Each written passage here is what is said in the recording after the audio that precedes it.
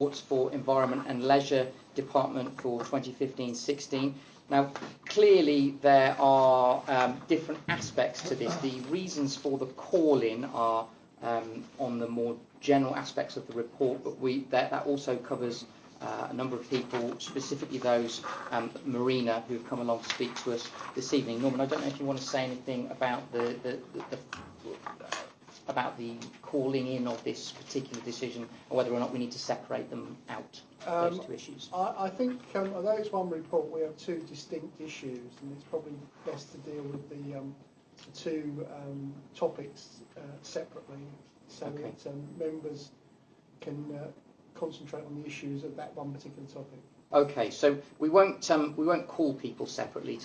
We won't call the cabinet member to come up and talk twice. But if members of the committee to just keep in mind that we've got two distinct issues at play here, I think that would be useful, and it'll help us if and when we come to do recommendations at the end of this particular item. So the first thing I would like to do is to call forward the people from the Marina who have come forward and given us a written submission already this evening. If you'd like to come forward and introduce yourselves.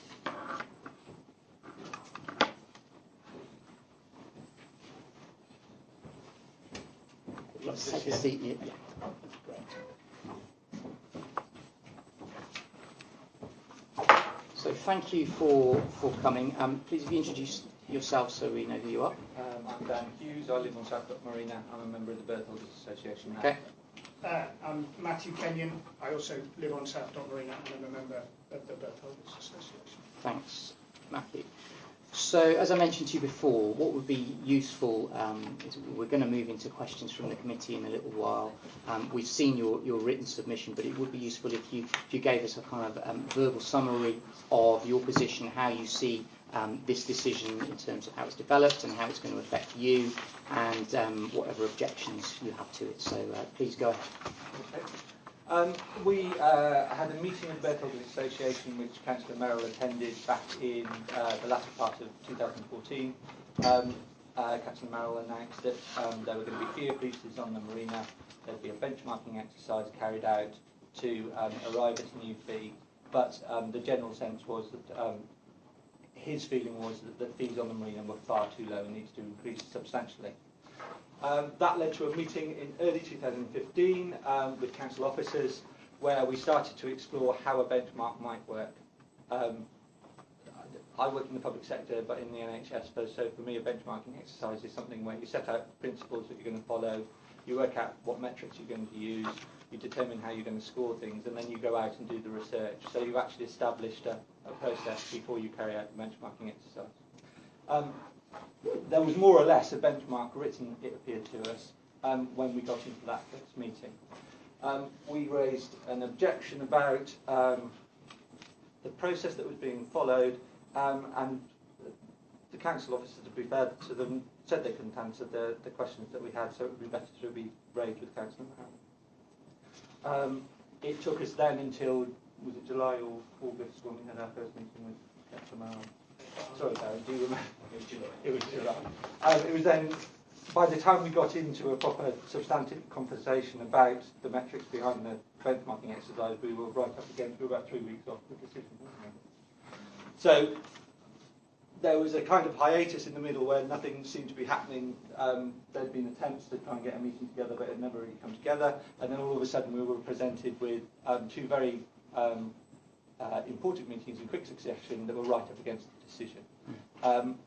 We've got concerns about the quality of the benchmarking process. We've got concerns about the intent behind the benchmarking process, and we've got concerns about generally how the council has handled the process of arriving at these significant rises in fees.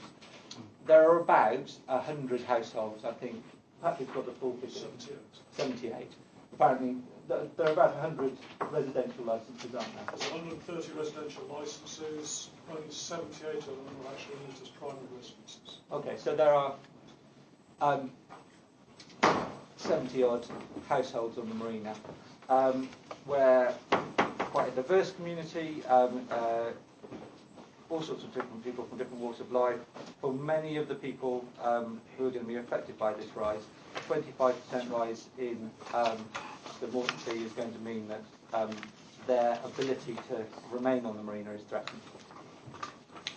So given that this is going to have a significant impact on everybody who lives there and a hugely detrimental impact possibly on some of the people that live there, we just think that the process that's used to determine how the prices are arrived at should be open, rigorous, documented in advance, and fair.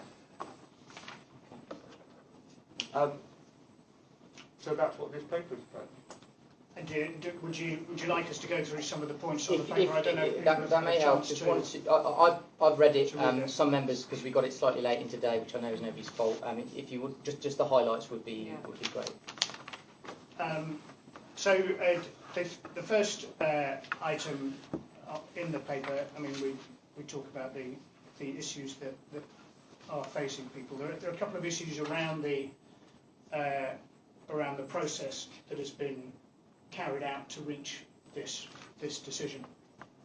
You'll see the first item in the paper in bold there, abusive dominant position. I mean, the question really there is how the benchmarking exercise was carried out and the way in which it was carried out against a private provider, British Waterways Marinas Limited, which runs the marinas on the other side of the river at Limehouse and Poplar. And the question really there is about how the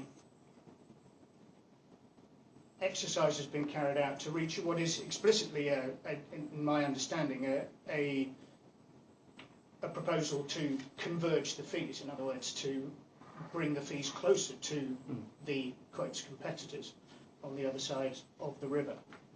I mean, later on, we question the kind of the direct comparison, but there is. So I guess the legal question would be where you have two, the only two really operators on the marina who are talking to each other about prices, how you can have fair competition. The idea of competition is actually it drives up quality and drives down price. If you've got the two suppliers on the river saying to each other, well, we're going to charge this much next year, we feel your prices are too low, we don't understand how that could encourage better quality and lower prices. It seems like a very comfortable situation where you just follow up to the prices that your competitor has and the market has to deal with it. So we're not lawyers, we don't understand fully the to what degree that sort of conversation has to take place before it becomes anti-competitive, but we're certainly concerned that that seems to be a very comfortable situation. Well, that might be something, a recommendation that we might make tonight, so we might come back to that specific legal point in a little while. So go ahead, keep going. The second one relates to the exercise in itself. As I said, my expectation from sort of professional background in the public sector is that when you perform a benchmarking exercise, you set out your criteria and your mechanisms for scoring in advance of actually carrying out the benchmarking process. If you backfill it, it looks like you've come up with a decision and found a way to arrive at it. So what we'd like to suggest is actually let's do a proper benchmarking exercise. Let's get somebody who, and with all due respect to Patrick, he's great, but this is a residential community that's going to be impacted by a benchmarking exercise. So it might be more appropriate to have somebody in from the housing team who has experience of benchmarking within a residential realm, just to provide some advice on how to go ahead with the benchmarking exercise. Let's do it properly and see where we arrive.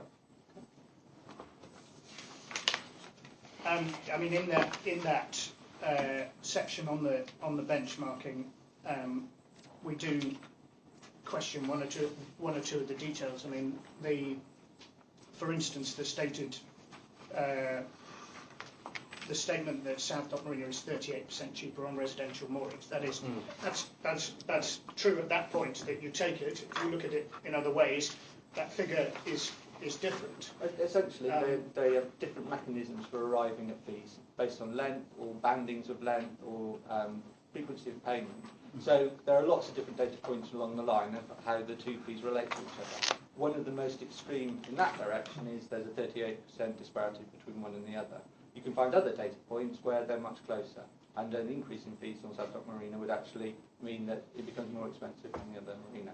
So again, a piece of careful analysis that's published to the community, so we can basically read how the workings of the calculations would really be appreciated, rather than being presented with figures that, whilst they might be true, don't give the whole picture. Sorry, No, that's it's the next section, capital recovery. I mean, it is undoubtedly true that the council has spent a lot of money on the marina in the last years, and no one is suggesting that there has not been a huge improvement both in the physical condition of the marina and directly in the way that the marina is run and operates and relates to us as berth holders. The argument within the report suggesting the increase in fees uses the capital investment that there has been recently as a justification in part for the price rises, but in just a few years ago, Councillor Merrill's predecessor, Councillor Hargrove, and officers of the council as well acknowledged a point which had been made many times by berth holders and by people within the council as well, that the quality of service and the physical state of the marina that we were receiving was far below what would have been expected based on what we were paying then. So then to argue that the capital investment, which was explicitly set out as bringing us up to the standard which we had been paying for but were not receiving at that point, to use that as an argument to increase the fees over 4 years, partly as an argument to increase the fees over 4 years by 25%, strikes us as a flawed reasoning, because that money was needed to bring it up to scratch to what we were paying at the time, as acknowledged by the council. The next bit is impact assessments. We've touched on it. I'm not an expert in this field, but I believe that there are some statutory and also through policy impact assessments that the council is required to carry out when making a decision that impacts people's residence and lives. We have not seen any impact assessment published. We believe one has been carried out, but it's very difficult to gauge the quality of the impact assessment that's been carried out when it's not been published. So we'd ask that before a decision is taken, an impact assessment is carried out, published, and available to scrutiny before it sort of goes into making a decision. It just seems reasonable. Okay. Yes, I mean, I would just say that it is clear that the impact on some residents, not all, but on some residents, is that they feel they will have to leave their homes, some of whom have been residents in the marina since, I understand, before the council were actually given the marina, essentially. So, I mean, there is going to be a serious impact on people. And yes, well, our feeling is that that impact needs to be assessed clearly and openly within the boundaries of what is possible. And the final major point is regarding the openness, really, of the process and the procedure. As Dan has been more involved in this part of it than I have. Councillors will be aware that there has been friction over the years around some of the management of the marina. That the situation on the marina has improved immeasurably recently, and that's down to the work of the officers in professionalising the way that the marina is run, and it has changed out of all that recognition, and it's wonderful. However, there has always been it has always felt like there is not a lot of information available around decision making on fees. So we'd had a year where Councillor Hargrove had suggested that he was happy that the fees being charged met the quality that was being delivered, so that fees were going to remain static in line with RPI. We then had an announcement where fees were going to rise significantly. So what you try to do, what I try to do in that, is get into the paperwork behind it, get a sense of what's driving the change, try and understand what the thinking is behind the change, and then you can engage with it. We're not looking for any sort of special treatment. We just want to understand the policies that are driving huge things that are hugely impactful on the way we live our lives. So I put in an FOI for any documentation or records or correspondence held by Southwark Council relating to fees since 2009. And the response that we got back was that there was none. It's one of those where, I mean, sort of I found that quite surprising, because there's some on the website that sort of could have formed part of a cursory response to that. But there was none. So what we'd really like, I don't know, alongside the process of whatever comes out of this evening, is actually to sit down with some officers from information governance and understand how that was arrived at, and actually get hold of the documentation, the records of correspondence dating back to 2009, and understand what's underpinned policy since that time, because it's a black box at the moment, and it spits out a figure every year, and it's very hard to engage with when you don't understand the principles behind it. Okay, thank you. That's very useful. I'm going to throw it open now to questions from committee members. Anybody indicating to ask a question? Thanks, both. That was really clear, and I think I'd certainly welcome. You sound incredibly reasonable and sort of acknowledging the work that officers put in. And I know over many, many years what a nightmare trying to get some of the things at the marina's been. So I'm really pleased there's been such progress. And it seems to me like what you're calling for is just to take a bit longer to do this benchmarking, to do it a bit more carefully in the way you suggest. And so, I mean, we'll ask the Cabinet member whether he's willing to do that and why it needs to be pushed now. I'm not an expert in the way you are about how you might do benchmarking. Who else would you benchmark against, or how? I'm just trying to understand, because obviously you're saying the problem has been it's been done against private.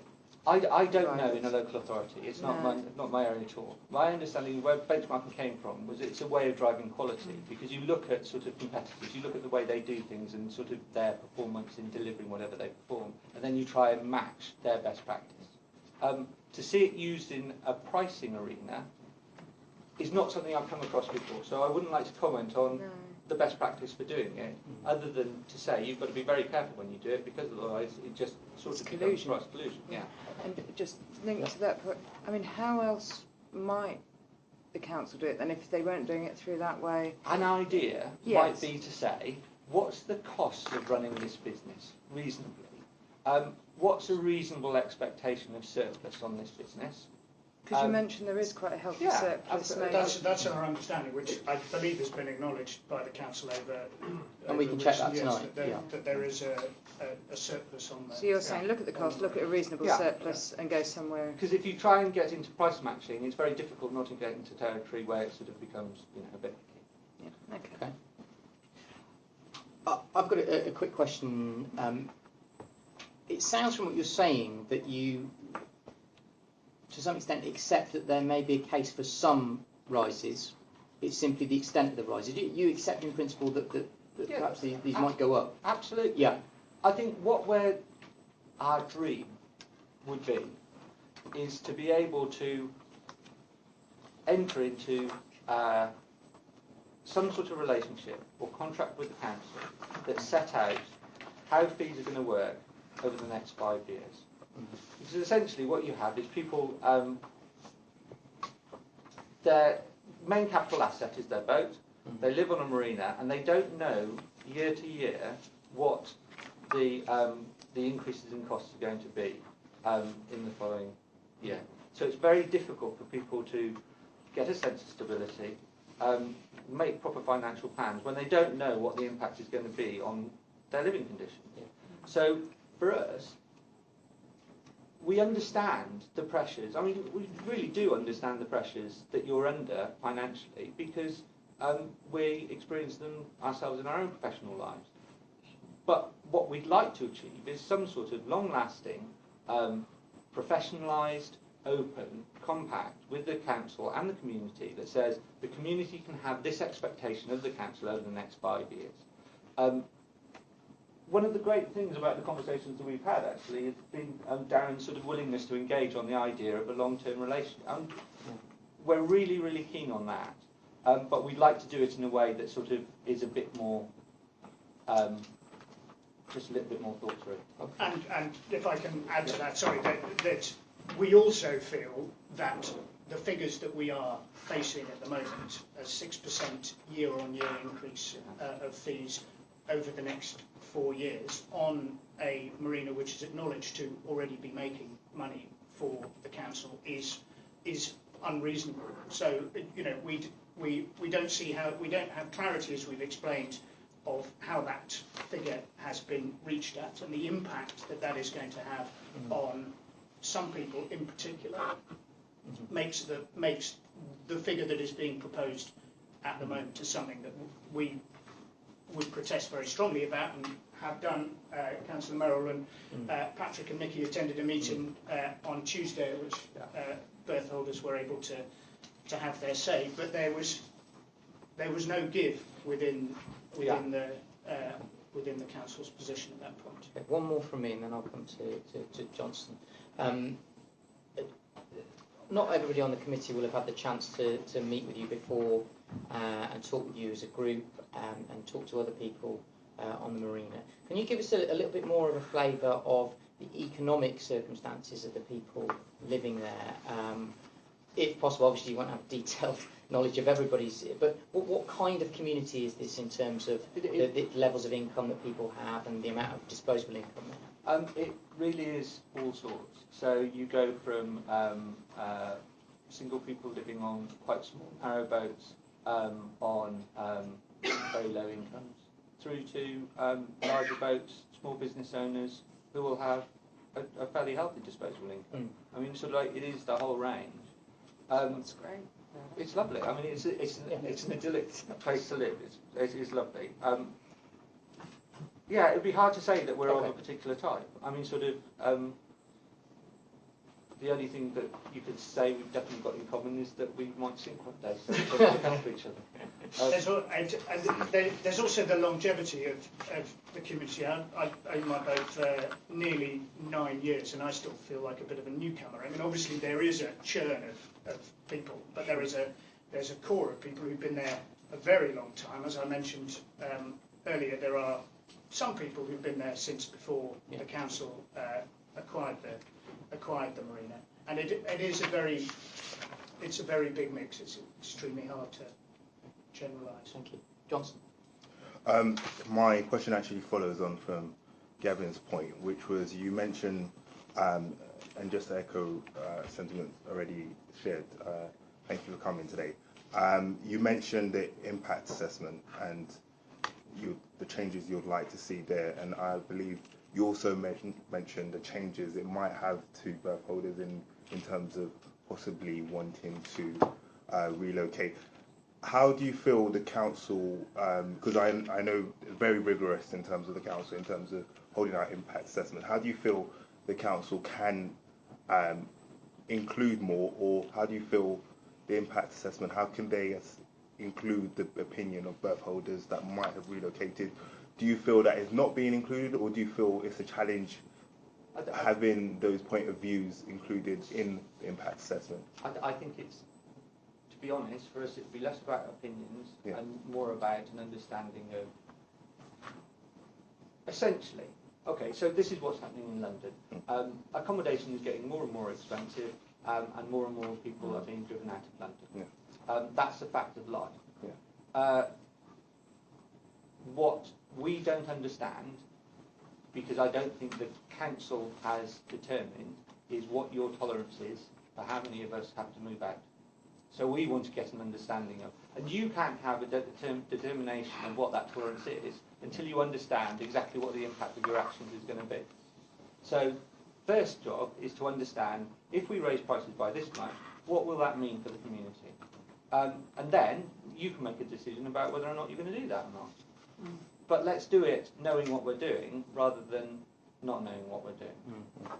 And let's do it publicly as well. So you're elected representatives, so then we as the electorate can make a decision about whether or not we back you on what you're doing.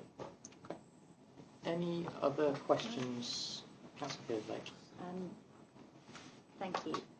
I've noticed that one of the things the officers have proposed is for existing residential berth holders a discount that decreases over 5 years. Now, I don't know whether how they've got those figures and whether they're the right ones and whether the time period is right. But as a concept for existing berth holders, do you think that's something that might be helpful? There are 2 tiers to that. The first one is that it's welcome, just because it makes sort of the impact of any change difficult. And I think it's hard not to be sort of adversarial about this sort of thing, but we do appreciate a lot of the thought and the work that officers have put into this around trying to lessen the impact of this on people. Generally, people who pay more frequently do so because they haven't got the capital available to pay in large chunks. So the officers have done work to actually soften the blow for people in those situations, and that sort of thing is really appreciated. So I don't think the intent behind this is wrong.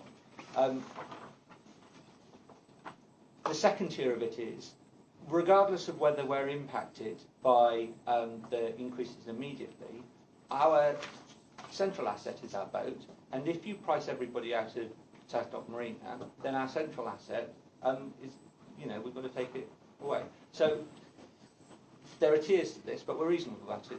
Sort of as long as the approach is open and reasonable, then I think you find us very sort of accommodating to sort of engage with it. Sorry, that's a bit waffly. And Councillor Samuel. Just, sorry, you may have already touched on the point in your report about the double charge of labour. Yeah. Can you just explain that? It's essentially, the marina washes its face. It's staffing. It's making a surplus. And they're just little things. But when you sort of have a document setting out a requirement to increase staff prices to meet some sort of, it's hard to understand how you could arrive at the need to increase the recharge value of staff time when staff time is already covered with a surplus in the central budget. Thank you. Right, I don't think there's any more questions from us. We'd like to swap you over now so that if you go to take your seats, we call forward the Cabinet member and any officers that you'd like to come along with you. Councillor Merrill.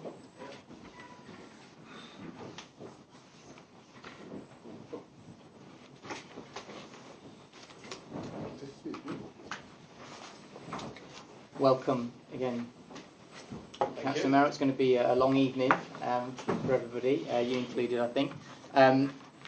So, same model. If you'd like to just say a few words, and Deborah as well, if you'd like to, about the background of this decision. Again, an appeal to kind of keep the 2 separate. We're going to move on, I think, from the marina-related charges to the bulk waste collection stuff. But if you could cover both of those in your opening remarks, that would be useful, and then we'll go into questioning, and we'll try and separate the 2 out when we do that. Yep, I can do that. First of all, just to say, this isn't an easy decision to do. Nobody wants to put up people's fees. It's, it is their home. I take that all on board. I've never ever thought it wasn't their home. This is a community which we cherish and we want to survive and live here. And part of that is part of the investment we have put into the marina over the recent years, and which we want to continue putting into the arena and making the arena substantial and earns its own money and earns its keep to the council. We when we had the first meeting, and I went to there first when I first come into this role, I went to the berth holders meeting, and I informed them we will be looking at their fees. We do need to make sure their fees are within line with policies. And etc., and bring them up to what the policy dictates we need to do. So we first had a meeting with the berth holders almost a couple of weeks after that meeting. I had a discussion in the room with Nikki and with Patrick. We had a discussion on the philosophy and how we think the marina is going forward, what their ambitions for it, and etc. after that meeting, I said, what we most probably be doing is a benchmark exercise. Can you work with my officers, decide how we're going to do this benchmarking system, and then I'll come back to you, come back with you once the benchmarking's been done, and then we'll have a discussion, which is when we had that meeting in July. Yeah. So I am conscious of trying to make sure they are on board, we are talking to them, and they are at every stage being negotiated with. So we come to this decision. Now the purpose of the benchmarking, there is the question of where and how we benchmark. It's a very complicated, in fact it's going to go into it, most probably will in a few questions. It's a very complicated sort of scenarios where when you're talking about first size of the boat, width of the boat, where, you know, what it's there for, where it's parked. There's a load of variables that can be entered into it. And I think Patrick's done a best of a job that he possibly could have done to make sure he's been as fair as possible with his benchmarking criteria. Once he'd done his benchmarking, as I say, berth holders come in, we had a discussion. Obviously there was discrepancies between us on what the benchmark was and what should be and what wasn't. But I think, in general, in my mind, I thought Patrick had done the best job that he could have possibly done, and he benchmarked as fairly as he possibly could do. I've been very conscious of the vulnerable people within the berth holders and making sure they are sort of like protected as best we possibly do. So when we looked at these fees and you know the surcharge the berth holders were paying for monthly direct payments and quarterly payments was silly in my mind. We've reduced that, which actually means for the first 2 years of this, on the monthly payments, they're going to be paying less than what they are now. So we are trying to protect them as far as possible, and as far as possible a council can do. But you've got to remember, and Deborah's going to most probably correct me on this, but within our medium return strategy policy, medium-term resources strategy policy we are set out to bring everything up to a benchmarking system, and what assets we have, we make sure they are earning their keep and earning their money as best and as possible they can for every taxpayer, so we can save as much of the services that we do have, especially in these time of austerity and cuts.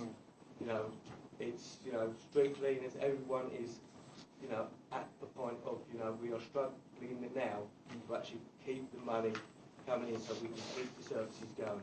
And unfortunately, this is one way that we've found that we can earn a bit more money for the council so we can keep our services going. It's, I apologise to the berth holders. I really do not want to have to do this, but we're in the financial circumstance we're in. We've got, not to make it physical, but a government we've got that is cutting and cutting and cutting, forcing councils to really make these difficult decisions. Thank you. And Deborah, did you want to add anything? Yes, I mean, I don't think there's much I could add actually to what Darren has said. I think probably just to reinforce the point that when the berth holders are asking about policy, we are driven by the medium-term resources strategy, and we're driven by the needs of austerity in terms of the way in which we look for fees. To reinforce Darren's point as well, that the officers have done a very, very careful and long and considered process. They have done their very best to try to engage with berth holders. I think the berth holders would recognise the officers have tried to do that, and the fact that meetings haven't happened is not for want of trying. I think it's also fair to say that when we're thinking about how do you benchmark, as Darren says, this is very complicated because of the way in which boats work in marinas. There aren't many marinas in London. So when you're starting off from a position of who do we look at, you actually don't have very many comparators that you can look at. What the officers have done is not in any way colluded with other people. They've looked at publicly available information.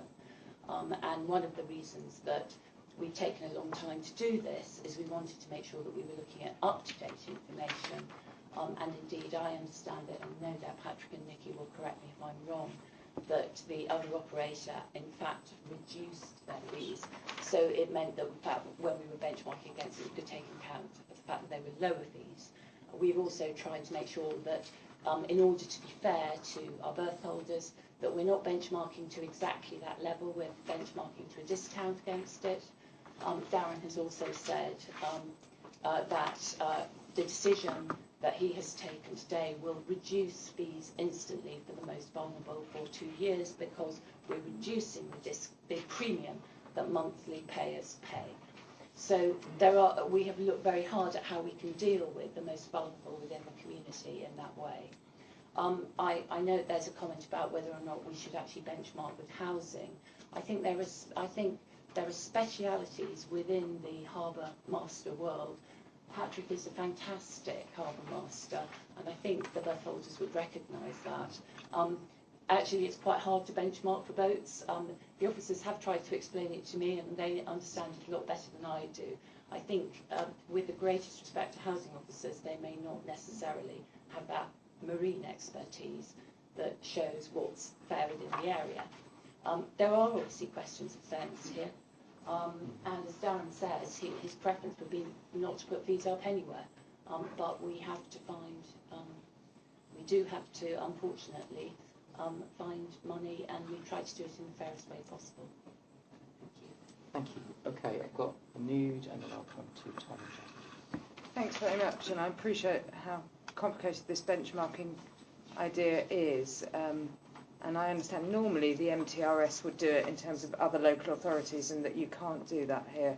So I suppose the question is, why not try and do what the berth holders were suggesting, of looking at the costs and making a bit of a surplus and working out a price based on that, and not doing it benchmarking against private providers, which isn't necessarily a fair or right comparison, which the MTRS asks you to do. So the first question is, why not try and work out a price that way? The second question is about timing. So you said it's been taking a long time, but it was only July that the berth holders actually saw this proposal, is my understanding of what they said. That doesn't seem a lot of time, and actually why not do a bit more work with them? And linked to that point is all the information they've requested about the scoring doesn't seem to have been available. So again, could we not take a bit of time, spend some time looking at that information with the berth holders, and possibly, I think they mentioned audit and governance, and asking somebody else outside of your initial team who've been in that bubble for so long to have a look. So questions there about whether you could do it differently, whether you could take a bit longer, and whether you could be a bit more open and transparent with some people outside the team who've been looking at it. Whether we can do it differently, and as you said, we'll make a small surplus, and that doesn't fit in with our medium term policy. There are some exceptions to the MTRS, though, that are quite clear. Policy of doing things, and also I want to make sure this marina stays. And for this marina to stay, it's got to have the investment it's got, and it's got to justify that investment. So to a certain degree, it's got to justify it by what it brings to the table for the council. The second point is about I'm not sure that answers the first point, Darren, but anyway. The second point about meetings with berth holders, Patrick and Nicky, before July, was trying to get meetings with berth holders. There were missing dates. At some point, I have to make a decision. At some point, so that's why we managed to get a meeting with them in July. Very late on in the day, with the decision coming up, and everyone knew the decision was going to have to be made and was coming up. So very late in the day, I appreciate that, but that was when the berth holders could get there, and we had quite a long meeting, a long discussion on that. So that was it. And your third... But it didn't change anything? Not necessarily every meeting does change something. I'm discovering sometimes in this council no meetings change anything. So, yeah. and on the third point with Nicky and getting the information to him, I've been reassured by Nicky that he said he did send him all the information, and you've had meetings with them and tried to explain how those spreadsheets and everything work. So I'm quite confident, that Nicky did do that and discuss that. Point, Gavin, if we at the end of the meeting have a list of the information they are requesting, and we can present that to you and Nicky, and literally tick it off and say they've had everything they've requested, then. Because I think that's because there's a disagreement there, and the way to settle it is they give you a list of this is what we've requested, and you tick what has been provided. That seems, yeah. Okay, that'd be helpful. Thank you. Tom. Yeah, just partly a follow-on actually from Anu's point. I'm just wondering in terms of whether there are other areas in your portfolio that you would treat as income generators, and if so, what sort of return you look for on them. And I just had a quick look and Googled some of the figures on rents. So I know this isn't rent, but I was looking at the rental sector maybe as a comparator. Before the government intervened, the council one would have been 2.2 this year. Private sector looks like 3.8. So I wonder whether you take into account the cost of housing in London when looking at what is, ultimately somewhere people live. Can I just stop? Is that 2.2% increase in rent? That's from the paper 2014 that suggested 2.2, but that's before the government decided to enforce a 1% reduction. So that was our figure as a council. I think it might be worth commenting on the sort of rent versus the increases here point. Nikki will be able to give the chapter and verse on this, but what the berth holders pay for their spots on the marina has been held down for many years. So we're not starting from the position of an annual increase. We're starting from a position where that has been held down. Now, I think the berth holders are right to say that in the past, the quality of what we were providing as a marina wasn't good. It has become a lot better. I wasn't privy to the conversations that they're reporting, so I can't comment on what was said about whether or not their fee was right or wasn't right. But whatever, it has been held down for some time. I don't know how many years it's been frozen for, Nikki? It's just 18 months, maybe. Oh, it was 18 months, and before that it was raised by inflation. Okay. So we have, and also as part of when I looked at this benchmarking, I'm no expert, but I had a look myself and looked at cost of housing within each area and sort of this work from Limehouse to here and saw what the different values of those were, and that roughly worked out to be about 20%, 15%. So the benchmarking was reasonable in that sense as well. So looking at rent, I looked at rent, looked at price footages and that, just to get a feel to see, is there something different with this marina area to that marina area? Are we doing the benchmarking against the right type of possibilities? Jasmine? Yeah, I think the arguments seem quite clear on both sides, really. But when you talked about engagement and you've tried to meet with people, but I just wondered if you could just talk us through your engagement strategy, because the timeline was July. We're in September now. August is a bit of a dead month, and I just wondered, if you had the opportunity to put, the arguments to, the majority, whether we'd be in this situation now. So I just wondered if you could talk us through what your engagement strategy was. I think probably it's a good idea if we ask Nikki and Patrick to lead on that. We started the first meeting with Councillor Merrill when he took up his position, and it was indicated that prices would be getting a substantial increase at some point, and these were the benchmarks. Patrick, can you just say what date that was? That was October, I believe, last year. The berth holders in that meeting expressed an interest in involvement in the benchmarking process. A number of people in that meeting volunteered from the berth holders to be part of a committee to look into it, and names were taken at the end. Subsequently, I asked on a number of occasions when they were going to come to us and work on the berth holders benchmarking, and was told that they decided they didn't want to be involved in the benchmarking process because they didn't feel it was appropriate.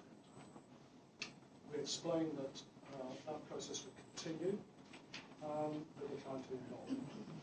In a meeting 3 months ago, it was the July meeting, prior to the meeting, the benchmarking information was made available to berth holders, and it was explained in that meeting.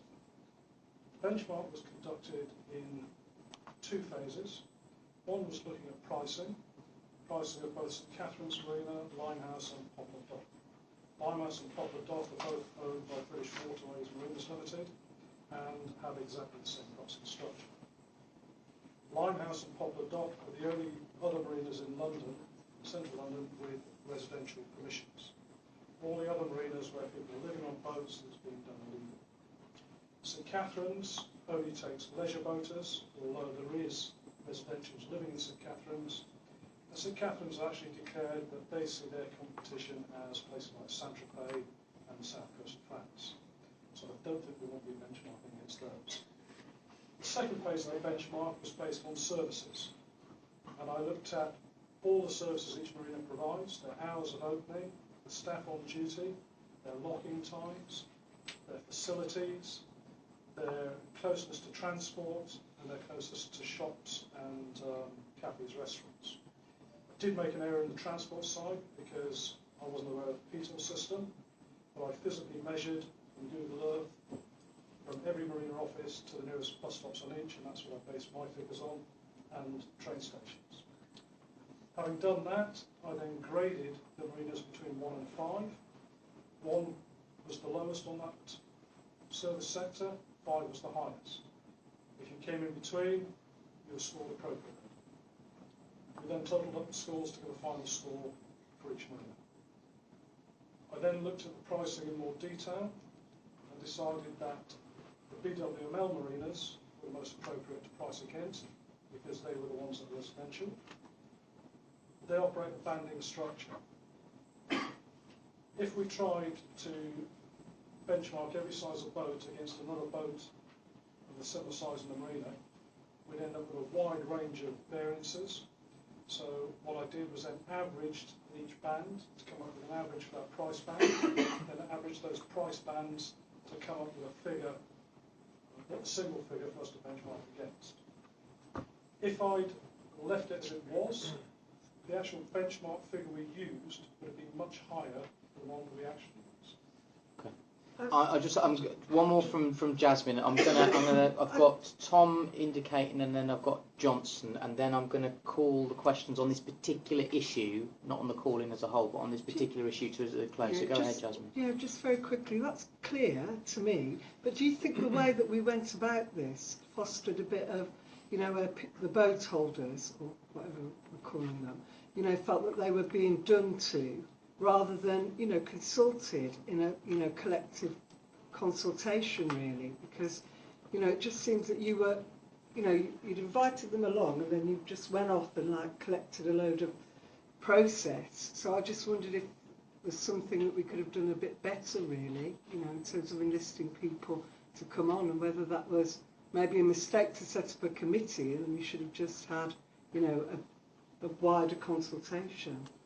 The committee request was from the berth holders themselves. Oh, was it? I run an open office right? policy, and any of the berth holders can come and talk to me any time about these issues, and they do frequently. Okay. We had to come up with a process. Benchmarking was the simplest process. Coming back to the question earlier about basing it on cost, this is a publicly owned marina. We actually provide services to a lot of people outside the marina, to most of the commercial operators on the river. If we ran at a cost, we'd be undercutting all the commercial services on the river, which I think would generate unfair competition. Okay. Tom. So with a surplus, actually. Just wondering, just looking at the report from the berth holders, just wondering if you could comment on the FOI, and it says the council holds no records whatsoever dating back to 2009. Does that sound correct, or is there perhaps some info that they should have had? On that FOI, I can talk about that. What actually happened, one of the berth holders, I said, put in a freedom of information request, I don't think it got that far, because we spoke to each other, so I'll give you everything I've possibly got. And what I took him for every single link, every single fees and charges report, going back to 2009. And the reasoning why they actually increased it. But he went to go further to say, look, have you got any minutes where you discussed it? We're going to put the prices up, what kind of strategy we're going to take. And there wasn't no minutes. There may have been notes at the time, officers might have been taking notes, but there was no official minutes. And I didn't have any minutes. But all the fees and charges report going back to 2009, I sat down in Patrick's office with a particular berth holder, and we went through the links to find out Johnson. Thank you.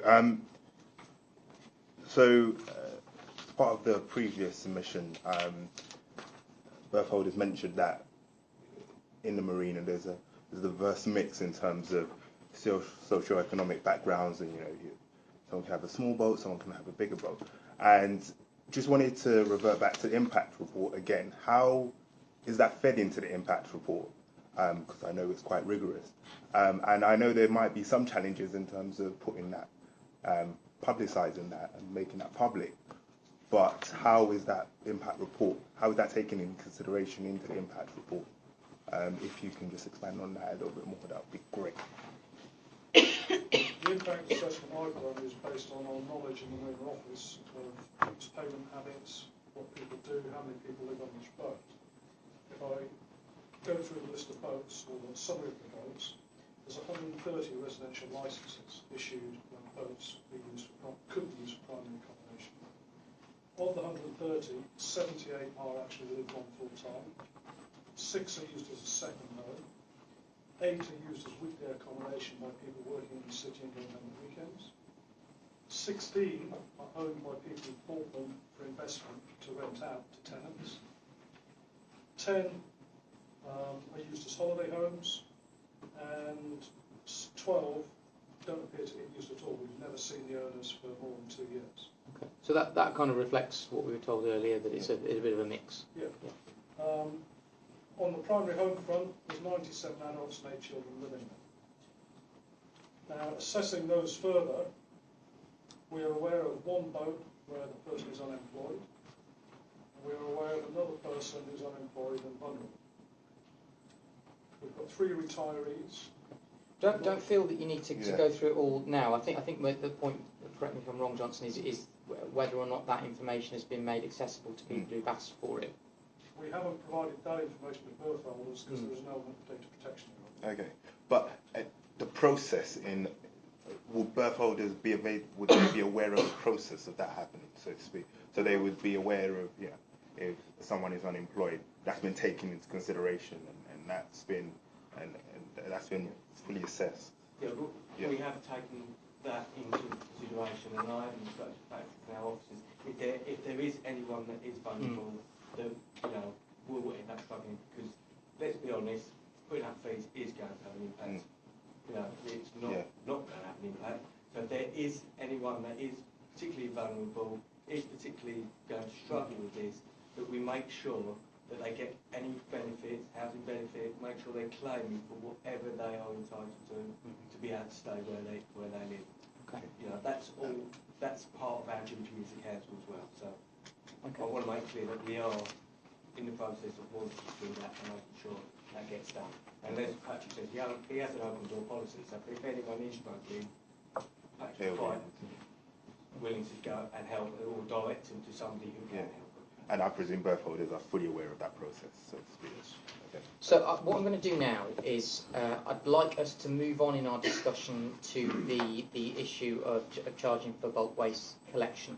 I will come back to Dan and Matthew if they've got any further questions at the very end. What I'd like us to do is go back to bulk waste collection, try and agree some recommendations, actually come back to you then, and then try and agree some recommendations. So that would be, I think that's the process we'd like to follow. So I think probably as quick as possible, if you could just give us the rationale behind the issue which is more overtly referred to in the call-in, Darren, which is the charging for bulk waste collection. Right.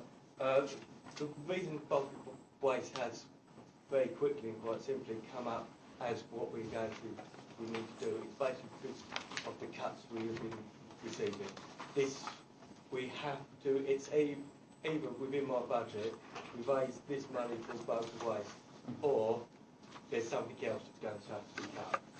Now, what that is, I have my ideas, street cleaners, etc. And a main consideration was what is the most important things we need to keep. Our street cleaners, they actually, if you look at the figures of the people that report more fly tipping, about 4/3 of the fly tipping than actually our residents. So cutting cleaners, the people that clean our streets, would actually be detrimental to our fly tipping regime and making sure fly tipping is picked up as quickly as possible. So I didn't want to go down these lines. So the line of charging, and if I assume you've read this report, but you know, it's £16 per pickup for 10 items, which once again we've gone out, we've looked at other local authorities, benchmarked against them, making sure A, we're not overcharging, and B, we're providing a better service than the majority of them are. So it's a difficult decision.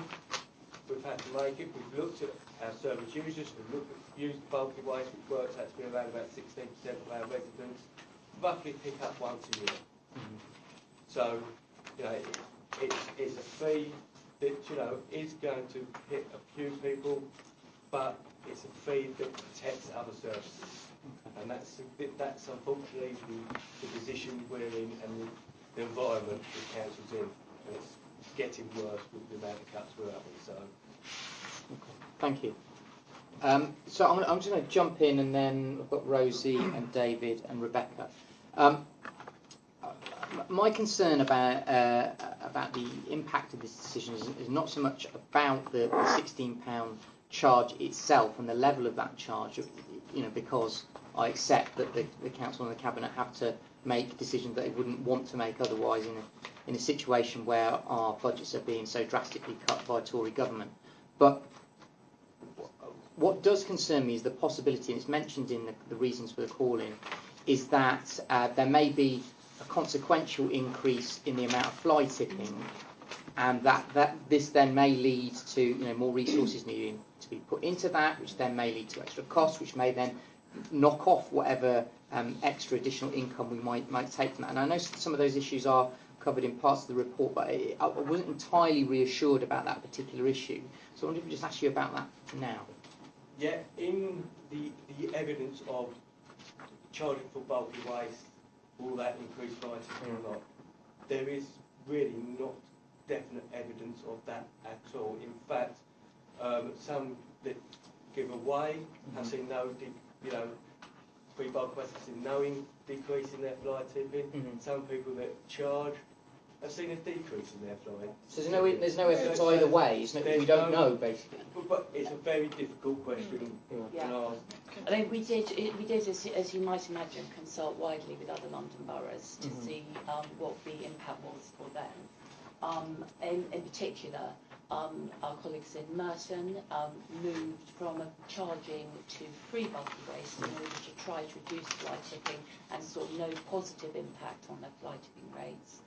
Colleagues in Enfield recently moved the way that we're intending to go from free to, and so do colleagues in Lewisham, from free to charging, no increase in fly tipping. The officers have pulled together a graph.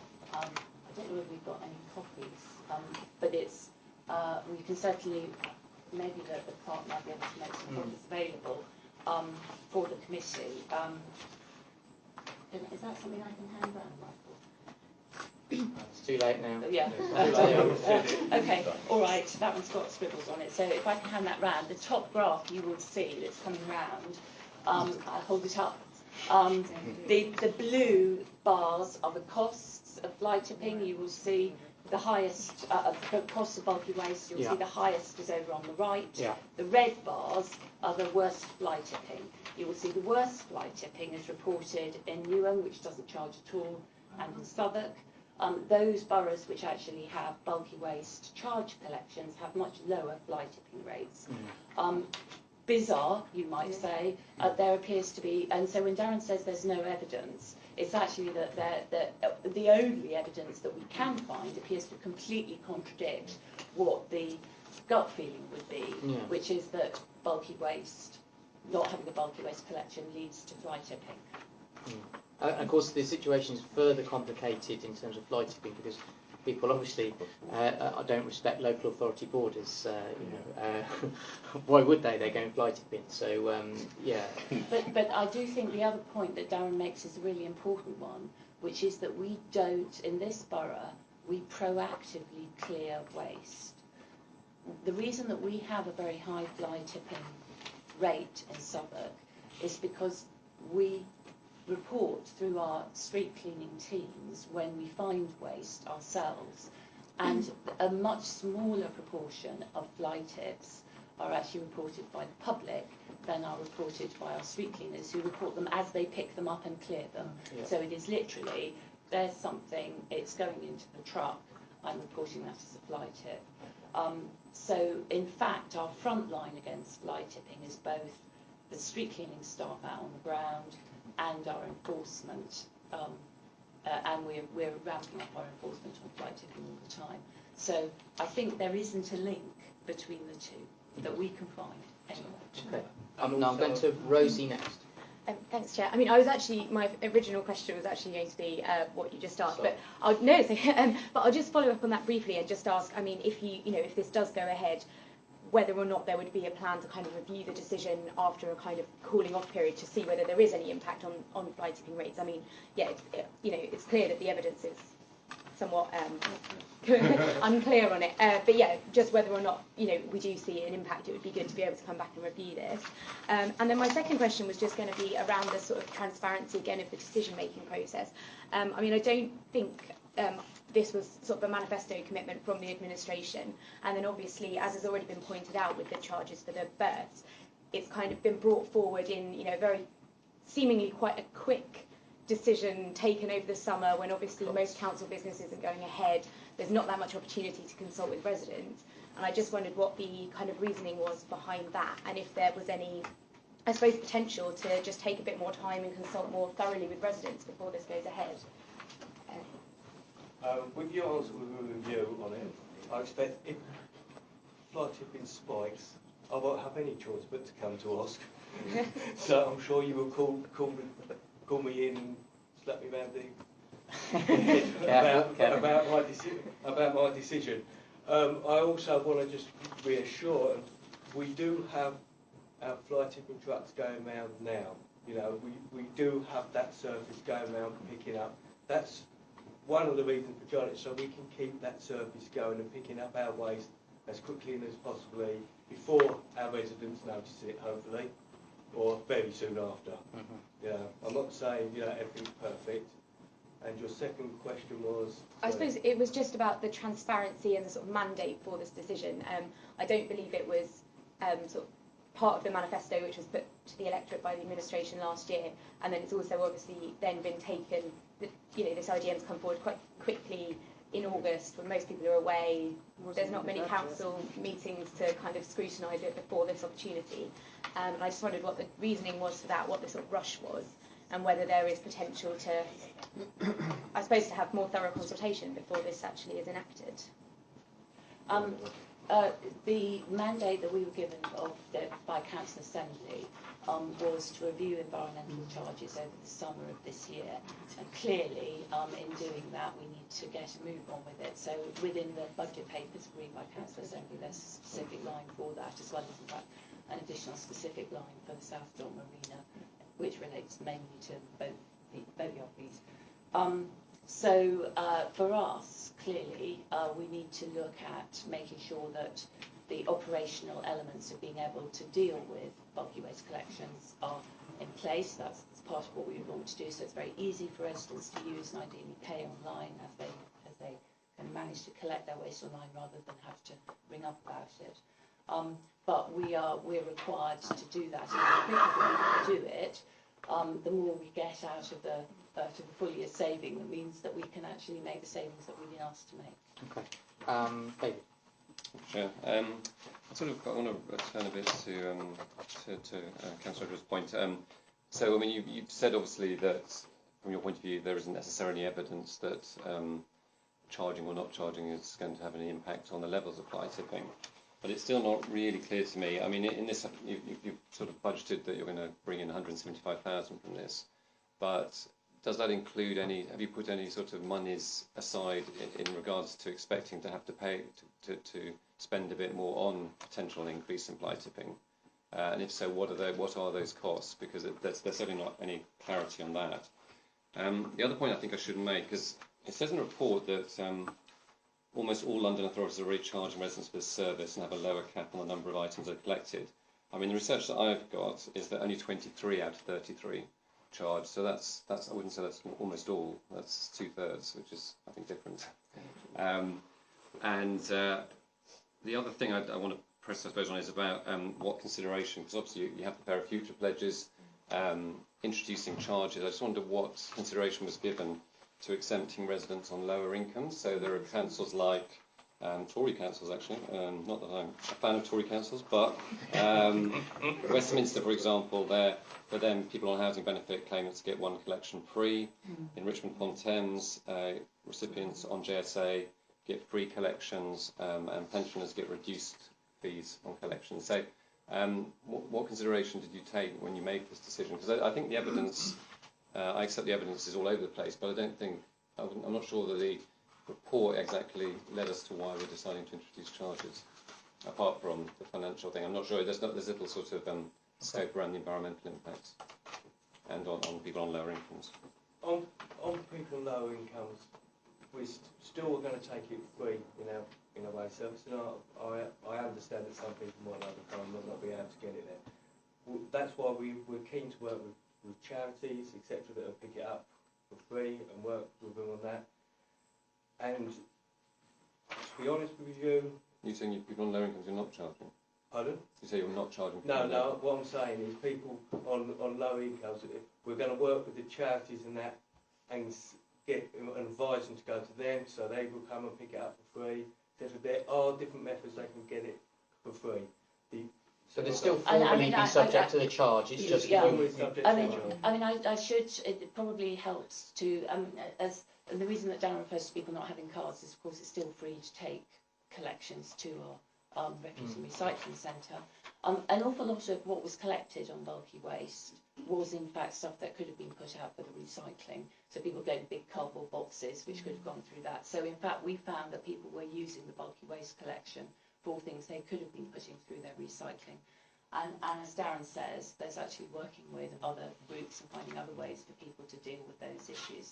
So to come back to Councillor Negg's first point about have we made provision in the budget for additional fly tipping, we don't think there's going to be additional fly tipping, so no, we haven't made provision for additional resources in the budget.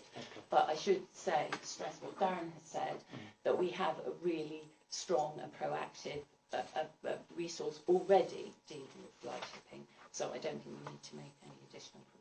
Okay, just to move things along a little bit, because we do still need to come back to Dan and Matthew, and we do still need to agree some recommendations here. I've got Rebecca, Anu, Jasmine and Eleanor, and then I'm going to call this section to a close, and a quick one from Rosie because she's Vice Chair. There we go. So Rebecca first. Thank you, Gary.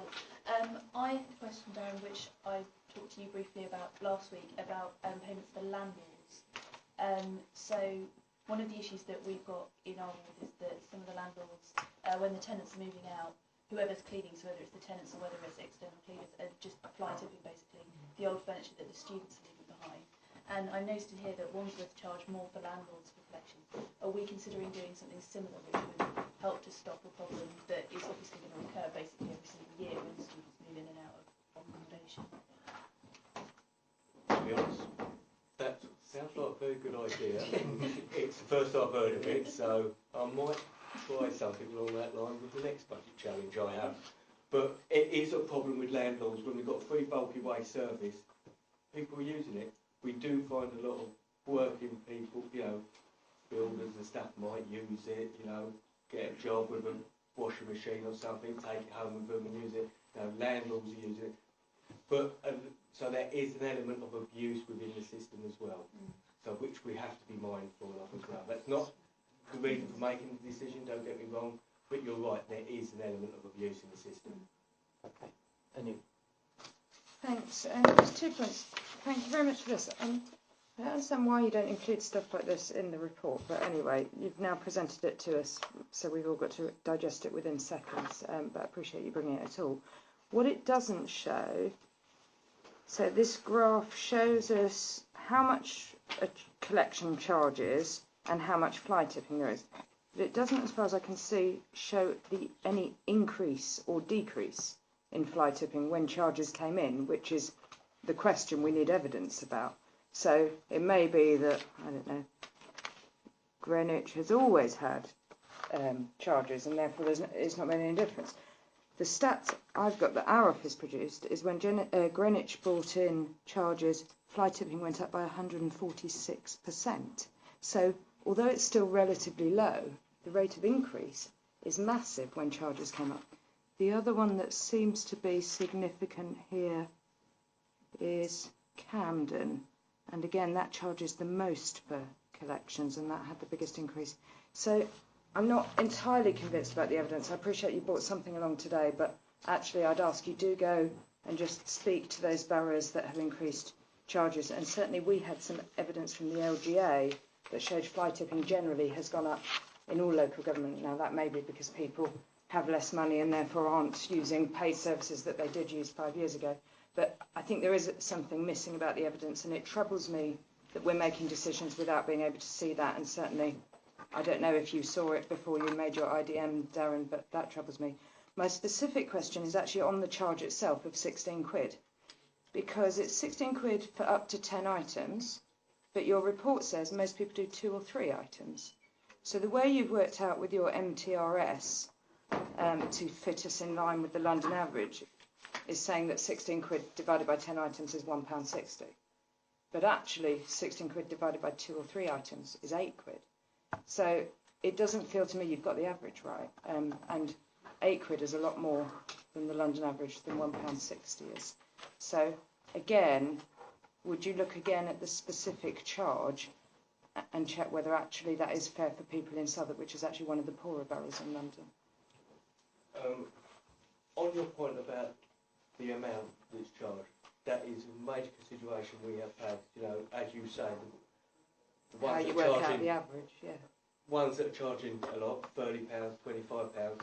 You know, as you say, is that too much, and will that increase prices? That has been a major consideration in how often my officer's mind and my mind is.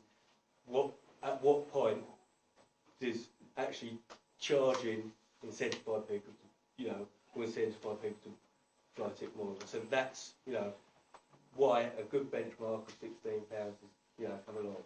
You know, I think that's possibly £16 for 2 or 3 items rather than £16 for 10 items. Well, we're allowing people to have the 10 items, you know, so we can... But your own report says most people do 2 or 3. Most people do, but there is also the amount, you know, of the charge can be. You know, you've got to get a man in a van. I just think it's a bit disingenuous to say the average is £1.60 per item. It's not. It's I think if I can help here as well. I mean, when something is charged for, we expect people to do rather fewer and put more things together in one place. What we are looking at is something where you've got people who've got free bulky waste collection. This is where you buy a new sofa and you get rid of your sofa. You don't then find 9 other sofas to add in because you're being charged 16 quid. Well, the benchmarking has been done across, and we've increased it to allow for a large number of items, so that when people are dealing with a bulky waste collection, they can increase that number. Yes, you may be right that when somebody is doing one sofa, then they're not going to find something else apart from the packing and maybe all the other stuff they were doing as they were redecorating their house. But the way in which people work under the new system is something that we obviously don't know yet how they're going to react to that bulky waste system. What we've done is try to create something that is as fair as possible with as low a charge as we thought was fair given our requirement to benchmark, together with trying to maximise the amount of items that people can collect to make it easier for people. Okay, Jasmine. Just, I've got 3 very quick points. You can have 2, not 3, I'm afraid. We've got to keep to time. 2 questions, I'm afraid. Okay. Can we make sure that the infrastructure is in place to do this? Because I've had a lot of tweets of people that have taken up to 5 hours off work, you know, waiting for bulky waste to turn up. So that. The other question is interlinked, and that is this not going to cut across our general policy to clean up Rye Lane? You know, I mean, basically all in that area, you know, we have got a plan, you know, to clean this up, but now we're adding something, you know, which will make it slightly more complicated to the people who keep throwing stuff on the streets, you know, so that. And then just one small Well, let's answer the two, and on that second question, we include all high streets across the borough. Yeah. On your question of can we make sure we've got the infrastructure to do it? Quick answer, yes. So that's a quick one. On your Vine question and all high streets, you know it's a pet hate of mine. You know, I want to get Vine Lane cleaned up. To be able to do that, I need the funds to put in to get the people there to clear up the side. So it's a catch-22 position. You know, if I cut the street services, the cleaning of it, you know, because I need the funding, then they're not going around picking up all the flight tickets, so we can go and pick it up. So it's two evils, you know, what do I do? Okay. You know, that's where I've come to the place. I just wanted to push Councillor next question, second question a little bit. So on the £16 being a blanket charge that everyone pays, did you look at options like people who can afford less paying less, and as well as also what you can afford? Did you look at kind of population density? You know, my ward is incredible. It's a lot of people in a very small space, and if sadly the odd person is going to be naughty and flighted, that's going to look worse if you've got lots of people in a small space doing it than over a bigger area. So did you look at possible cheaper prices for densely packed estates or something like that? Honest answer, no, we didn't. But if we have got densely packed estates where the estate could get together, TRA could get together, and sort of like friends and neighbours and that could get together, then 3 or 4 items, you know, put them together and split the 16 quid. You know, there'd be, you know, there's ways and means around it. We're all neighbourly, we're all friends, you know. Hopefully that's the way of, you know, reducing the cost between an estate, you know, share the burden. Okay, and Rosie. So I just wanted to follow up on a point you made in response to David's question, which was about for people on lower incomes, you would maybe suggest that there are charities that they could contact who would be able to do the collection for free. Obviously, I'm conscious that the implementation date for the IDM is the 1st of October, so I assume that's when the charges will come in. That's obviously not that far away now. So I wondered whether have you already kind of identified and spoken to some charities that provide this kind of service and established whether or not they'd be happy to sort of have referrals from Southwark and potentially can cope with a big increase in the demand for their services? I'm Michael Nicholas, I'm the Waste and Transport Manager.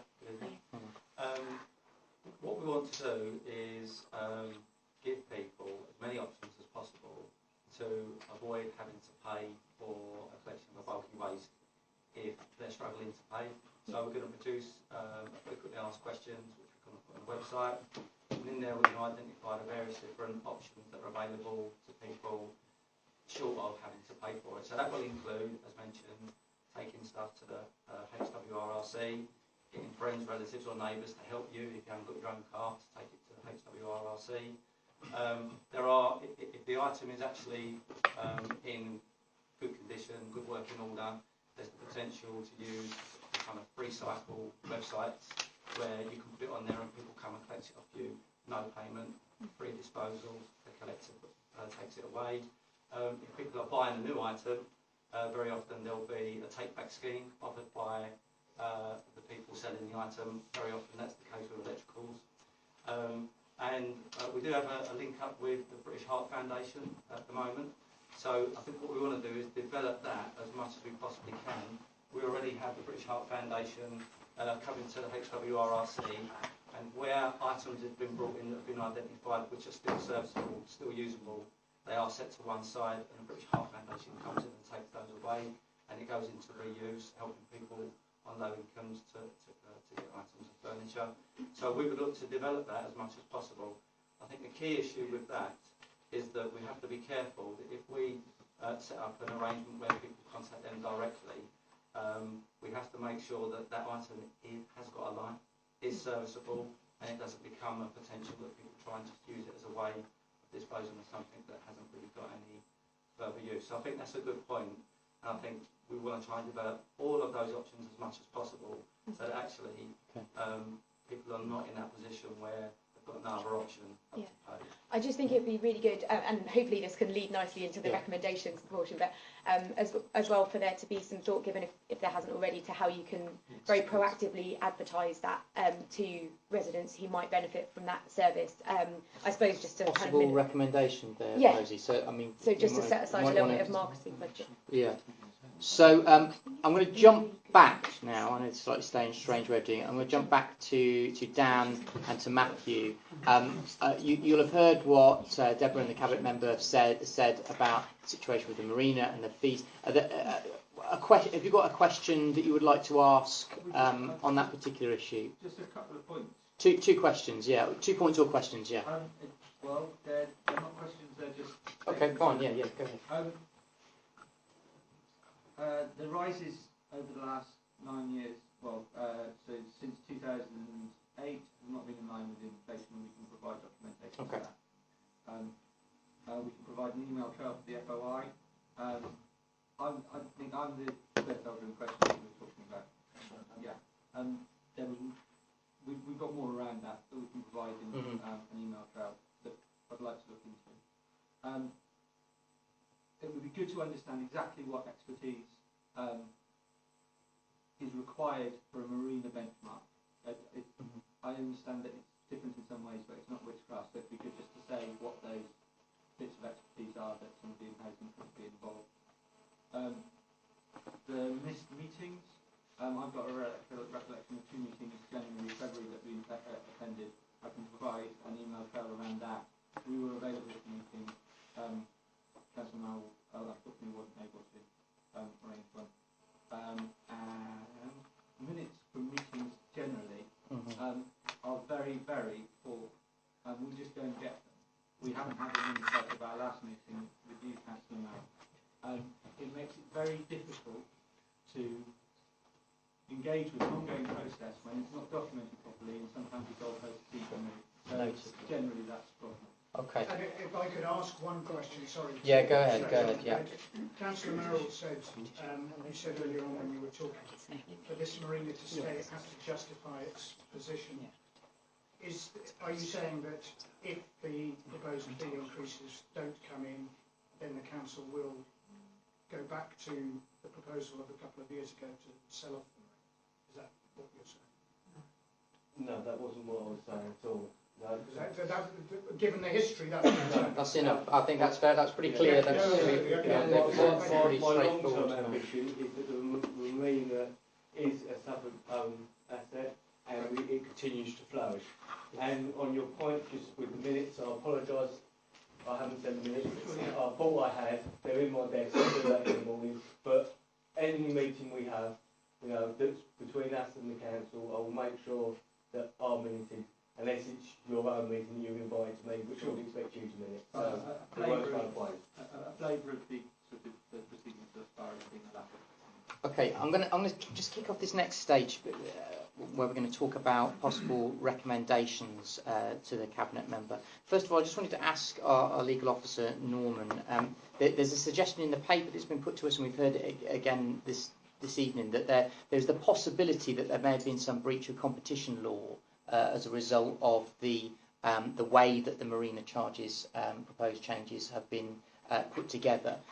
Could I ask your opinion on that? You may not be able to give us a definitive opinion right now, but could I just ask for your view on that? There is a possibility that we could be in breach of competition law. Okay. I don't think it is a very strong possibility because I think for abuse of a dominant market position, we would have to be actively in a cartel with the other people. I think just by looking at what other people are charging in the market wouldn't necessarily amount to abuse, but there is always a risk. Okay, can I kick off our just 1 second? I've got a legal question. Yeah. Okay. We'll come back to that in 1 second, Anoud. On that basis, then, I think what we should do is refer this decision back. Both Norman and Shelley have been clear with me to make sure that I do make that clear this evening, rather than I thought that's what I was doing at the last meeting, but apparently I didn't actually say the words. Yeah, well, I think we did, and the Cabinet member thought we did as well. So anyway, leave that to one side for now. So I think we should refer back.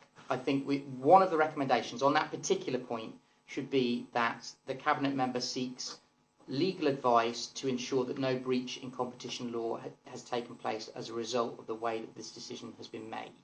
Can we first of all, just as a straightforward thing, can we agree that as a recommendation? Yeah. Okay. Anoop. Well, mine's a second one, which is more about the policy stuff, Norman. So I understand the medium-term resources strategy says you have to kind of benchmark and try and find a suitable London average. But if there isn't one,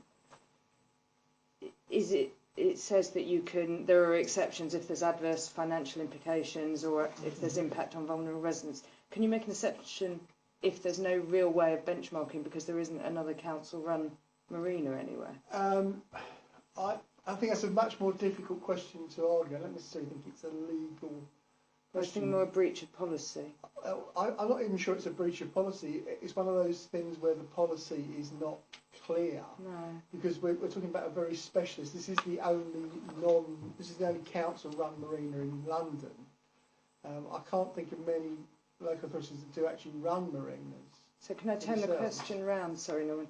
If the council were to adopt, rather than benchmarking against comparisons because there aren't any suitable comparisons, they were to go for a model which covered costs plus made a bit of a surplus, would that be a breach of MTRS or would that be acceptable given the exceptional nature? Again, I don't think it would be a breach of the medium term. But that's a helpful answer. The trouble is, it's the term a bit of a surplus.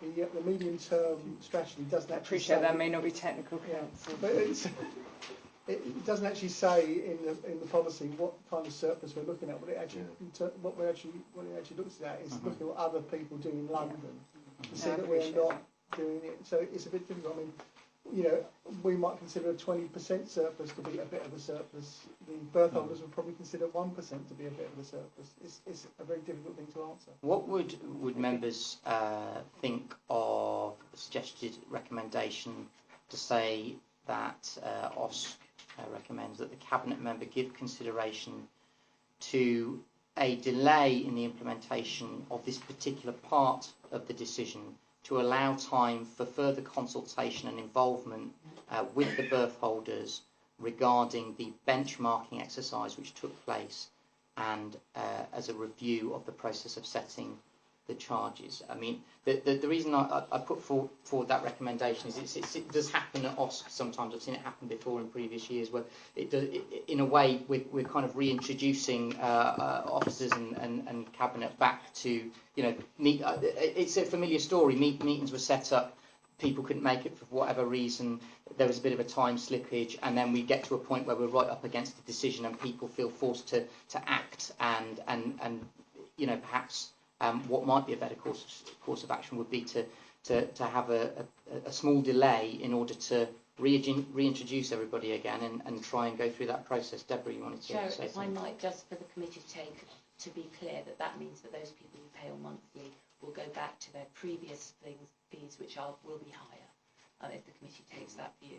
So you may wish, if you wish us to review the issue, to allow the decision to go ahead subject to some sort of review, so that those people who would otherwise benefit will otherwise the committee is effectively stopping them from benefiting. How many people are you talking about? How many people pay monthly in there? So 78 people who live in.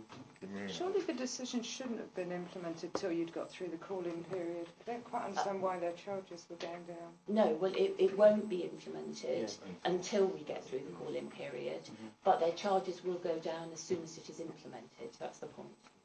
So, but the recommendation that correct me if I'm wrong, Shelley, the recommendations that we're making tonight would not, in and of themselves, delay the implementation of every part of the decision. They are. If you refer it back. So we've got the 5-day period where we are asking for a response to our recommendations. So we get a response within that period. So if you refer back, it stops. The department can't implement in any way. Yeah. The number of residentials is 11 that would have gone down and 19 that would have stayed almost static. They go down slightly, 0.5%. And on the leisure side, 11 and 10. Could I also say, we will continue and I am going to meet with the berth holders committee and berth holders. We will continue to consult on proposals and that, and we are looking at other options and that can come in.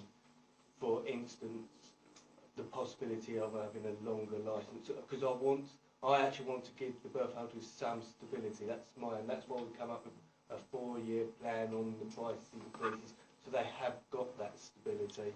So I am looking at ways of giving the berth holders more stability, because I understand, from year in, year out, they don't know what their fees are going to be. So I am in discussions with the berth holders on that. Okay.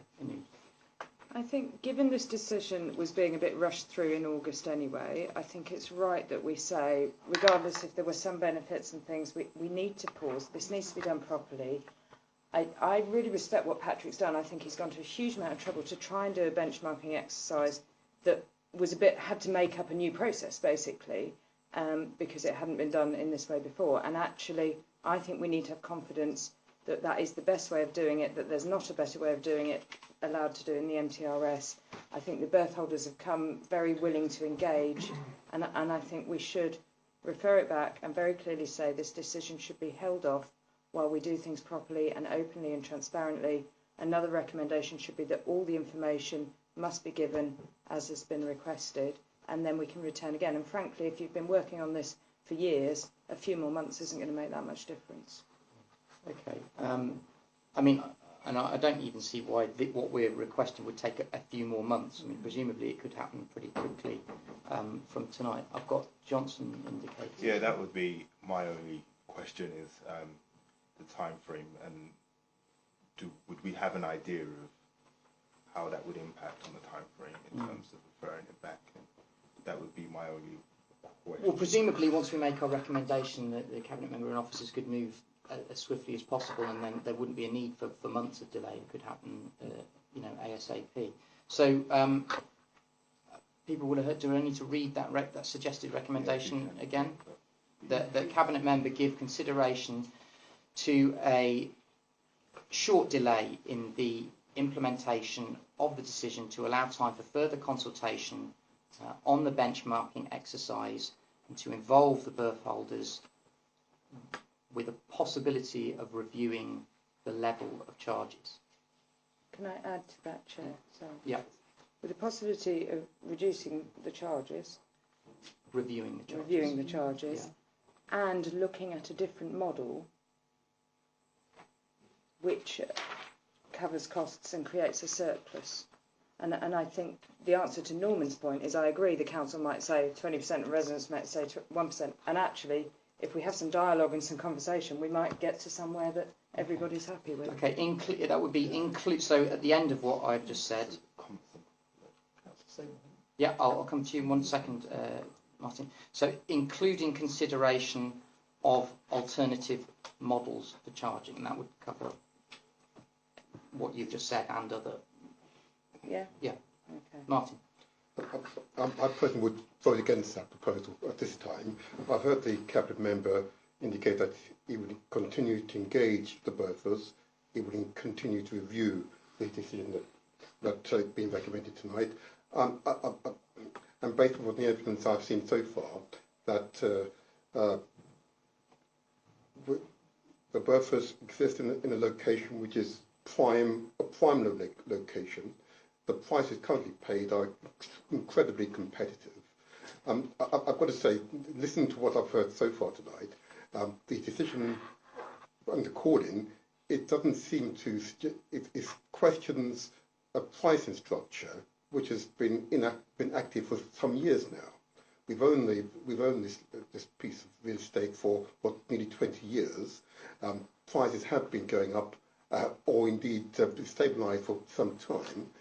The officers are clearly extremely experienced and have given us very detailed evidence and have tried to find comparable real estate. I think the short version of what we would be recommending, Martin, would be that as quickly as possible the council re-engages with the berth holders, that it involves them in understanding how the benchmarking process has been carried out, and that consideration is given to other models, some of which have been discussed tonight, and that on that basis we move forward. Now, I think that that's a reasonable...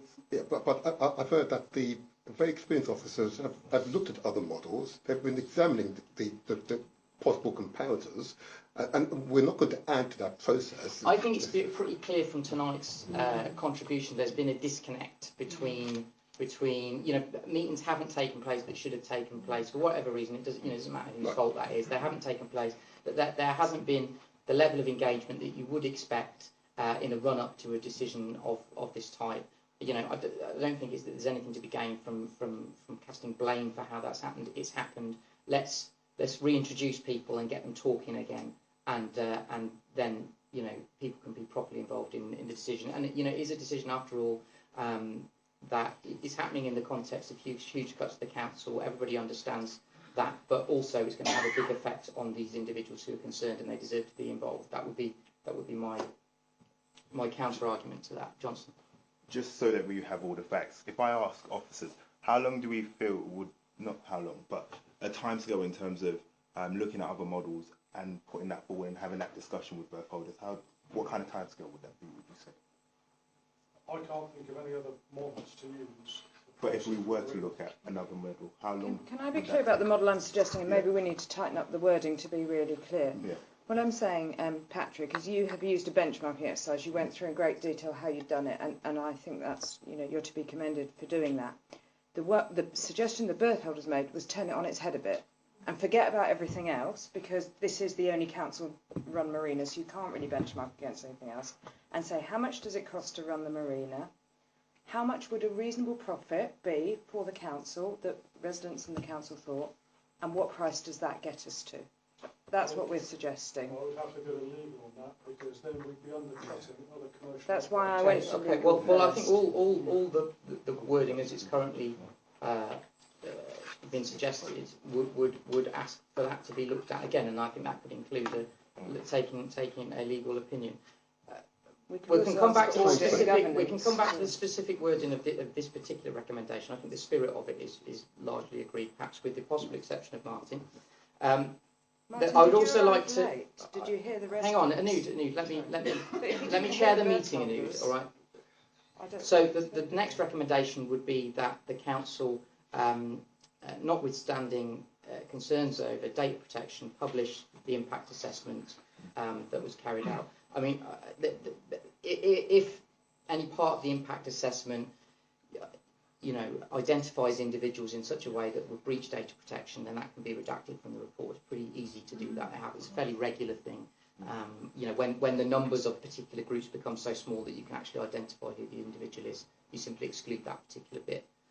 And also, this is linked to the second recommendation that we've just discussed, that the Cabinet member ensures that officers from the housing department are involved in this re-engagement process, because it just reading between the lines, it seems to me there is a little bit of a problem with the fact that, and it's nobody's fault, but people who are engaged with managing commercial properties and buildings that are used as businesses are dealing with a group of properties which may partly be that, but are also first and foremost people's homes, and I think that we need officers with an understanding of that dynamic to be involved in that process.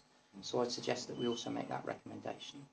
After clarification, yeah. Chair, I think I've heard, although there's no one here from housing, that housing may not have that the competencies. Well, not only housing officers, Martin. But you said housing, you see. And if I'm hearing correctly, I'm only going on the basis of what I've heard and read in the report. If housing do not possess that competency, because it is pretty unique, I wouldn't wish to include it in this particular recommendation, but ask the director and the cabinet member if there are other advisors that they can bring in to bear on this proposal, and leave it open to them to choose, as opposed to us suggesting it will be our housing department. Okay. Yep. I only say that because housing do not possess the competencies to assess based upon this current. Well, housing deal with people's homes. Yes. I think there must be somebody in our housing department who would be able to deal with this particular situation or help assist with this particular situation. If I could say, housing deal with people's homes in terms of the housing revenue account. Mm-hmm. And the way the housing revenue account is put together is completely different. But we have officers that deal with home ownership as well. Oh yeah, we do have home ownership. Well, we have home ownership officers, and they are part of the housing department. Yeah, and I think particularly with the the engagement side, they would definitely bring a different level of expertise. Okay, so now I'm going to try and bring us to 4 recommendations, right? And we cannot go on all night, so please bear that in mind when we're trying to. Recommendations. No, I know. We're going to come back to that. I'm trying to agree these 4. So first of all, Cabinet Member seeks legal advice to ensure that no breach of competition law has taken place. Secondly, the Cabinet Member give consideration to a short delay in the implementation of this decision to allow time for further consultation on the benchmarking exercise and a review of the charges that are being implemented, including consideration of other models of charging. Third recommendation, to publish the impact assessment taking into account any concerns over data protection. And the fourth recommendation, that the Cabinet Member ensures that the officers let's say this, Cabinet Member ensures that appropriate officers, Martin, from the Housing Department are involved in the re-engagement. Deborah. I'm really sorry, Chair, I do need to actually ask a question there. Your second recommendation talks about deferring the implementation of this decision. Asking you to consider deferring. The recommendation in the report covers both the marina and bulky waste. Could I just, I don't know. That we make it more specific. Yeah, fair enough. Yeah, no, okay. We at the end of that, we've put with regard to the charges relating to the marina. Is that we are being recorded, so hopefully somebody will go back and watch the mishmash that we put together on that particular recommendation. I think that's a fair point. Chair, sorry, I've got a 5th one about the marina. Apologies, but the officers did agree, and it would be good to get it in writing, that all the information which has been requested from the berth holders is published, redacted if necessary. You mentioned the impact, but actually there was other information about the scoring and about all the correspondence from 2009 that had been requested. That's already been given. The scoring benchmark was given. Well, what was agreed by Nikki was that Dan would produce a checklist and that it would be ticked off about what's been provided. It's already been provided, but we haven't got nothing else.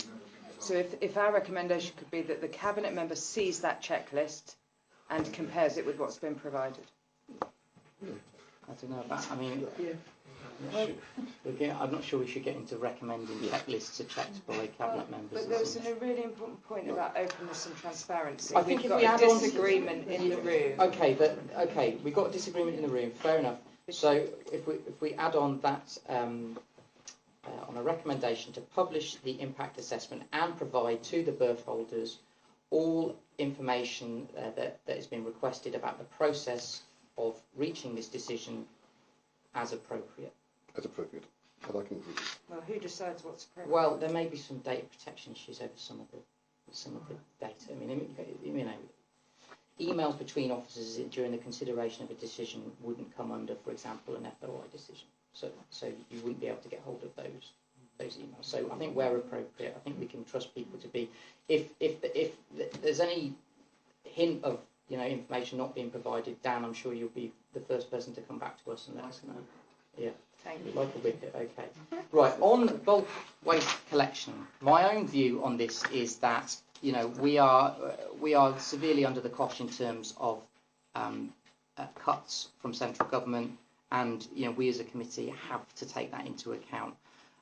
However, as I said at the beginning, I am concerned, and I still have some concern that the implementation of this decision may possibly, not definitely, but possibly lead to an increase in fly tipping. So this would be my suggested recommendation, that the Cabinet Member closely monitors the impact of the decision on bulk waste collection charges on fly tipping levels within the borough, and urgently review the decision should an increase occur.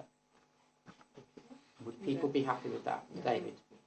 Well, I would like to make a further recommendation, which is that the... So would you be happy with that recommendation first? Chair, can I? Depends if you agree to my recommendation. Okay. Well, we could say that if we don't agree your recommendation, the fallback position would be that recommendation.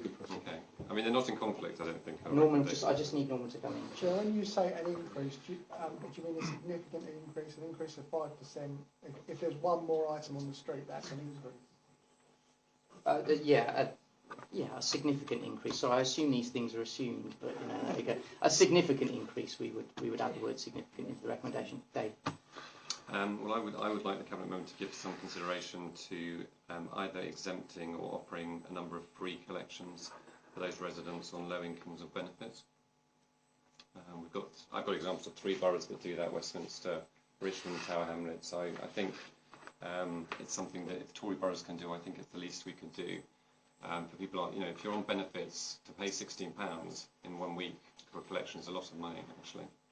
And I think we should support the most vulnerable residents. I was just wondering whether part of that would be to show us what we would lose if we did that.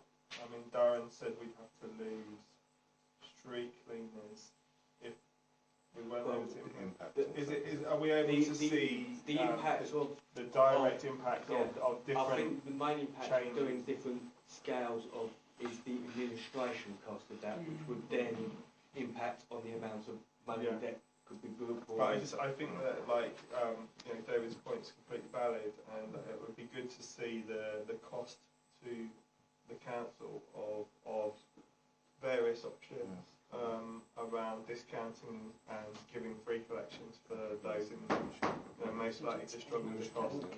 So then, Dave, would the recommendation be that the Cabinet member provides to the Overview and Scrutiny Committee evidence in terms of cost and the difficulties with administration or otherwise with regard to exempting the poorest and most vulnerable residents of the borough from bulk waste collection? Well, maybe it's just adding a word. So I've said the Cabinet member gives consideration to exemption. So maybe it's the Cabinet member gives consideration and evidence in regards to exempting or offering a number of collections free of charge. So we can see what the picture is.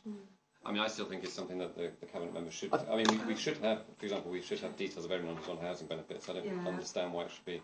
Well, hang on, let's first just... I think that wording of that recommendation now is something we could support on the whole, so let's go with that. And I don't have any other recommendations to make. Rebecca, there was one on student accommodation, wasn't there? Yeah, we can see if this works. So we have for the Cabinet member to consider alternative charging arrangements to work with landlords to regularly remove bulky waste to help alleviate fly tipping at the end of student tenancies. Or something along those lines. No, that's very specific. No, don't say and something along those lines. The worst thing you can do. That was good. I would support that. Any Okay. I'm sorry, Gavin. Okay, we'll get on. And apologies to the people who've come along for the cemeteries item. I know this has been a very long item. We're approaching 2 hours now, by the way. So I think we're almost finished. We may need a 5-minute. I'd like a recommendation that you don't say almost all by 23 out of 33, but that's not my suggestion. My suggestion is I don't think there has been any evidence about increases in fly tipping following charges, and I would ask that the Cabinet member considers that as well. I think that's a fair request. Considers the evidence. Just to be clear, we can delay the actual implementation of that part of the decision, or are they just recommendations? No, my view is that none of the recommendations with regard to bulk waste collection are delaying the implementation of that decision, just for clarity. Yeah. Because of concerns over the council's budget. What if they wanted to introduce give some consideration for free? Well, that would come further down the line in a separate decision. You could do a separate decision. So you'd start charging people and then stop? Well, but we're talking about an exemption from charging people, so you wouldn't start charging people and stop. You would introduce an exemption. Yeah. It depends how you look at it logically, but you would introduce a new exemption. So on the 1st of October, people on benefits will have to be paying £16. My view is we cannot delay the implementation of this part of the decision because of the budget implications of that That's it wasn't in the budget. Then. Well, then I think that on my, I would suggest that maybe then on my recommendation that there needs to be some time scale for that consideration to be made. So within 3 months or 6 months. Otherwise, they could, Within 3 months. Could be forever. Within we wait 3 to months. decide whether that's. Okay. Within 3 months. Okay. Can we agree those recommendations? Somebody's going to have one hell of a job going back over the video to knit that together. If you've written down the recommendation that was accepted, please keep hold of it so that it can be provided to Shelley and her team afterwards. I'm really sorry to the people who have come from the cemeteries item. I'll delay us and have a 5-minute break in a moment. But for now, can I thank Matthew and Dan for coming along, and thank also Deborah and her team and the other officers who come along and informed us on this item. It's a tricky issue, but we thank you for coming along and informing us this evening. If we could take a 5-minute break, and I mean strictly 5-minute break, and then we'll come back to the cemeteries item.